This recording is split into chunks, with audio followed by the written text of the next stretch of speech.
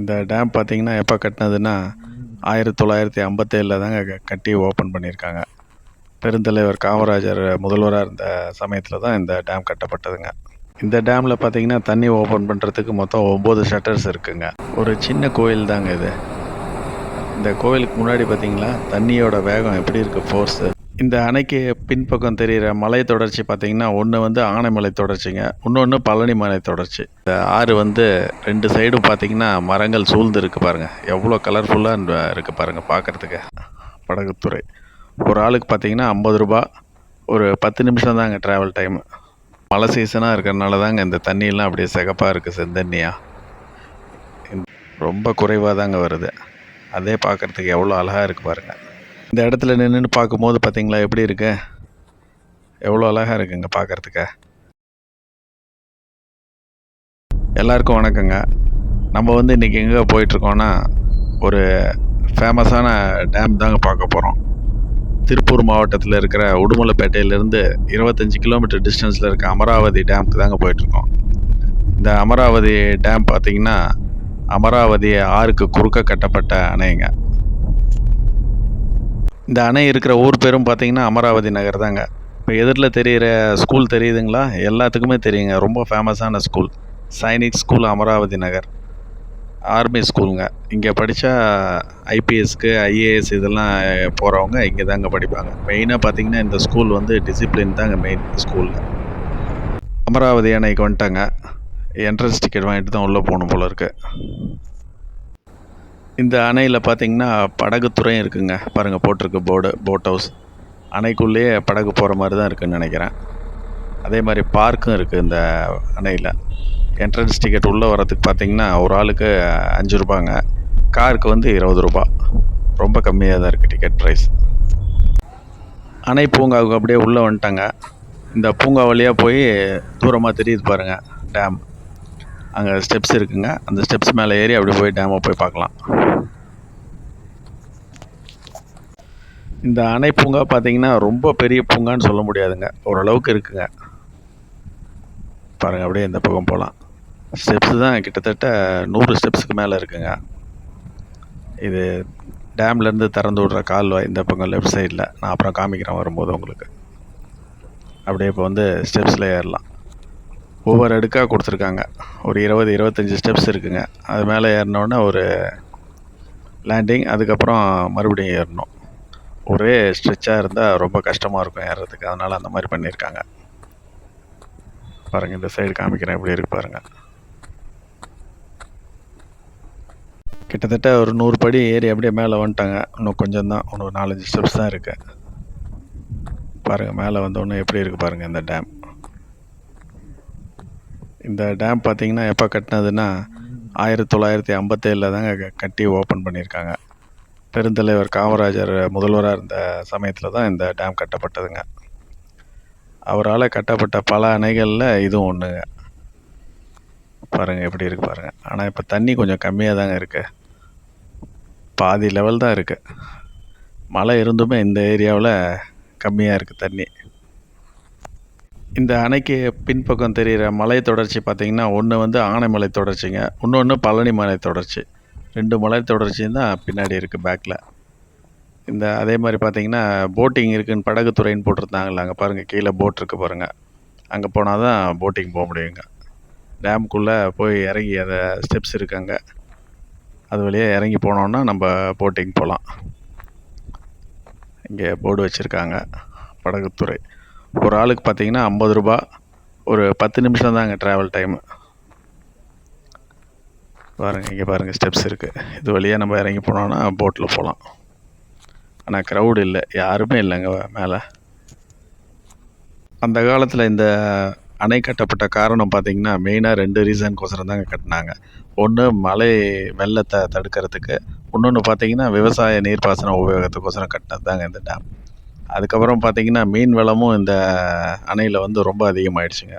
இப்போ பார்த்திங்கன்னா தமிழ்நாட்டிலே மீன் அதிகமாக கிடைக்கிற அணைகளில் இதுவும் ஒன்றுங்க.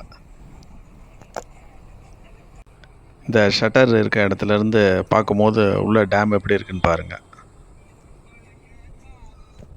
இந்த இடத்துல நின்று பார்க்கும்போது பார்த்திங்களா எப்படி இருக்கு, எவ்வளோ அழகாக இருக்குங்க பார்க்குறதுக்கு. இத்தனைக்கும் டேமில் பார்த்தீங்கன்னா பாதி தண்ணி தான் இருக்குது. இதே டேம் ஃபுல்லாக இருந்ததுன்னா இங்கேருந்து பார்க்கும்போது ரொம்ப அழகாக இருந்திருக்குங்க. அப்புறம் பார்த்தீங்கன்னா இந்த டேமோட பரப்பளவு பார்த்தீங்கன்னா ஏரியா வந்து கிட்டத்தட்ட ஒரு 9.5 சதுர கிலோமீட்டருங்க. 9.5 ஸ்கொயர் கிலோமீட்டர். அதே மாதிரி ஆழம் பார்த்தீங்கன்னா அதிகபட்ச டெப்த்து வந்து 110 அடி. அதே மாதிரி இந்த டேமில் பார்த்தீங்கன்னா அதிகபட்சமாக ஒரு 4 டிஎம்சி தண்ணி தேக்கி வைக்க முடியுங்க. இந்த அணையில் பார்த்தீங்கன்னா மீன்கள் மட்டும் இல்லாமல் முதலைகளும் அதிகமாக இருக்குங்க இங்கே. அதே மாதிரி இந்த டேம்லேருந்து ஒரு 2 கிலோமீட்டர் டிஸ்டன்ஸ்லேயே முதலை பண்ணையும் ஒன்று இருக்குது. இந்த இடத்துலேருந்து பார்க்கும்போது பின்னாடி பார்த்தீங்களா வியூ ரொம்ப அருமையாக இருக்குங்க. அப்படியே இங்கேருந்து கீழே காமிக்கிறேன் பாருங்கள், இந்த பூங்கா இருக்கிற இடத்த. பூங்கானாலும் ஃபுல்லாக மரங்கள் தாங்க மெயினாக இருக்குங்க. அதுவும் தென்னை மரம்லாம் நிறையா இருக்குங்க. நல்ல க்ரீனிஷாக இருக்குது.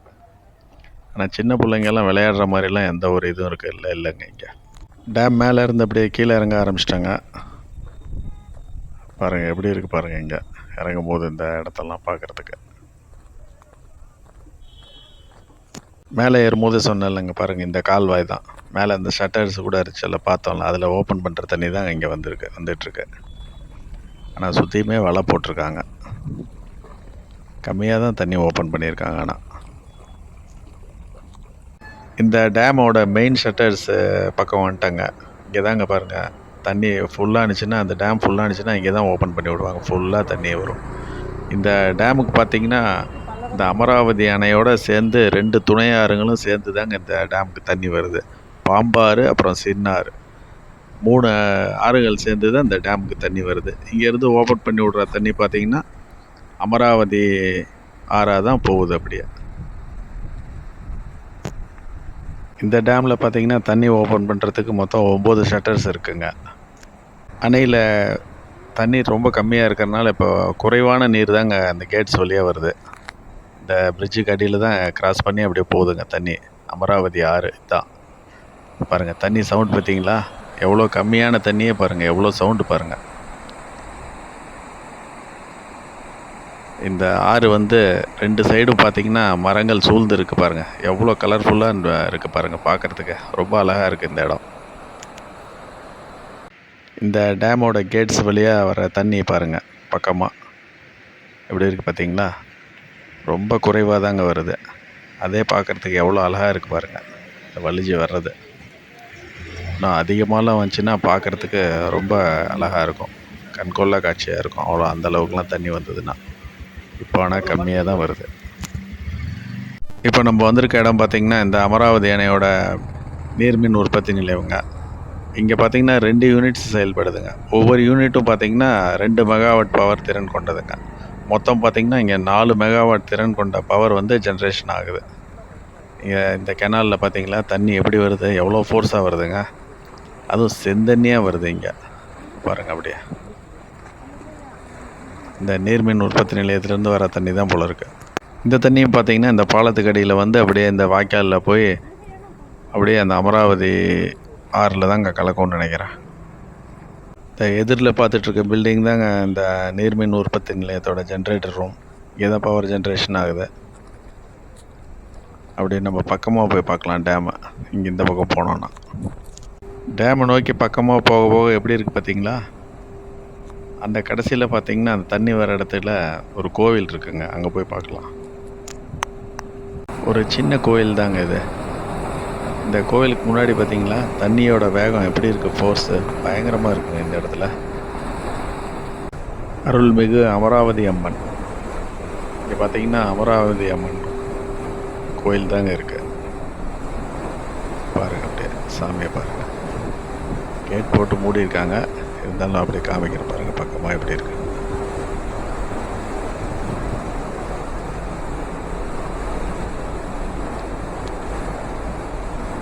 அந்த சைடு வழி இல்லைங்க, கேட் போட்டு மூடி இருக்கு. நம்ம இந்த சைடு தான் வந்த வழியிலே தான் வரணும். ஆனால் இந்த தண்ணி போகிற இடம் தாங்க ரொம்ப த்ரில்லிங்காக இருக்குது. இந்த இடத்துல இருந்து பார்க்கும்போது பயங்கரமாக இருக்குங்க. அந்த கோவிலையும் டேமையும் பக்கமாக பார்த்துட்டு இந்த பவர் ஜென்ரேஷன் யூனிட்டை தாண்டி அப்படியே வந்துட்டுருக்கோங்க. இப்போ பார்த்தீங்கன்னா மழை சீசனாக இருக்கிறனால தாங்க இந்த தண்ணியெல்லாம் அப்படியே சிகப்பாக இருக்குது செந்தண்ணியா. இந்த பிரிட்ஜை கிராஸ் பண்ணி அப்படியே போகுது. அங்கே பார்த்தீங்கன்னா 2-3 பேர் குளிச்சிட்டுலாம் இருக்காங்க. இங்கே முதலைகள் பயம் இருக்கிறனால எல்லா இடத்துலையுமே எச்சரிக்கை பண்ணியிருக்காங்க. இங்கே எங்கேயுமே குளிக்கக்கூடாதுன்னு. அதையும் மீறி குளிக்கிறாங்க. அது இந்த இடத்துல நல்லாவே சிகப்பாக இருக்குங்க தண்ணி. சரிங்க, அப்படியே நம்ம கிளம்பலாம். இந்த வீடியோவையும் இதோடு முடிச்சுக்கிறேன். இந்த அமராவதி அணையை பற்றிய கம்ப்ளீட் டீட்டெயில்ஸ் எல்லாம் பார்த்து ரசிச்சிருப்பீங்க வீடியோவை. பிடிச்சிருந்ததுன்னா இந்த வீடியோ பிடிச்சிருந்துன்னா உங்கள் ஃப்ரெண்ட்ஸ் ரிலேஷன் எல்லாத்துக்கும் ஷேர் பண்ணி விடுங்க. ஓகேங்க, பாய். நெக்ஸ்ட் வீடியோவில் பார்க்கலாம்.